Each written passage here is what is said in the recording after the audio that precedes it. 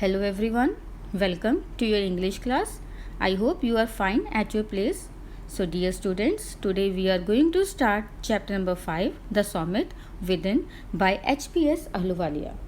Before we start, I would like to tell you that Major H.P.S. Ahluwalia was a member of the first successful Indian expedition to Mount Everest in 1965.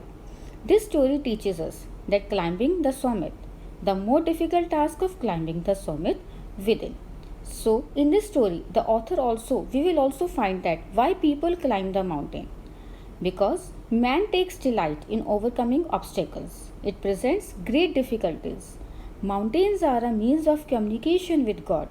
There are three qualities that played a major role in climbing mountains, that are endurance, persistence, and willpower. No doubt it is adventurous and risky, but it is pleasurable also. It is a brutal struggle with rock and ice. It gives the sense of battle fought and won. Now, the main key points of this story are: Major H.P.S. Ahluwalia was a member of the first successful expedition to Mount Everest in 1965. He has narrated his experience of climbing the summit of Everest. As the author stood on the summit, many emotions surged through him.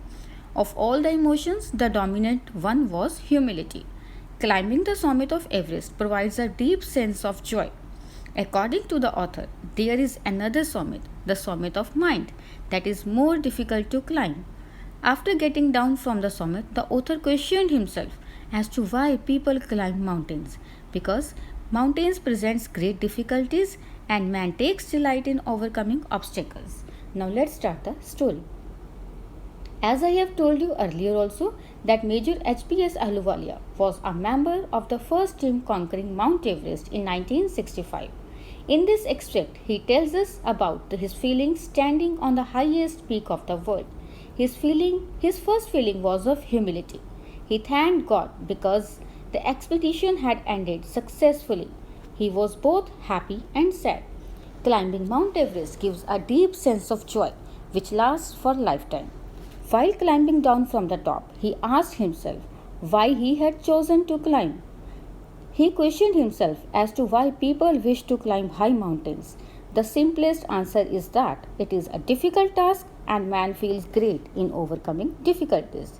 Climbing a mountain is a tough task because it tests one's physical strength and willpower. Above all, mountains are a way to feel close to God. The author tells us that when he stood on the summit, he felt the joy of having done something great, of achieving great victory. This success is followed by a sense of fulfillment or satisfaction. It is a proof of man's love for adventure. And side by side, the author also conveyed in this chapter that there is another summit to climb. It is within yourself and your mind. Some people left some pictures of God as a reference. The writer left a picture of Guru Nanak and his companion left Rawat, a picture of goddess Durga on Everest. Poe Dorje left a relic of Buddha. Edmund Hillary buried a cross under the rocks in the snow. The main idea that the author wants to convey through this chapter is that there is another summit that is in your own mind.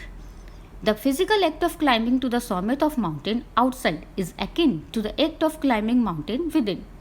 It teaches us much about the world, about ourselves. It provides us the inspiration to face life's ordeals with determination. I hope now this chapter is clear to you. For better understanding, read the chapter thoroughly. Thank you and have a nice day. God bless you.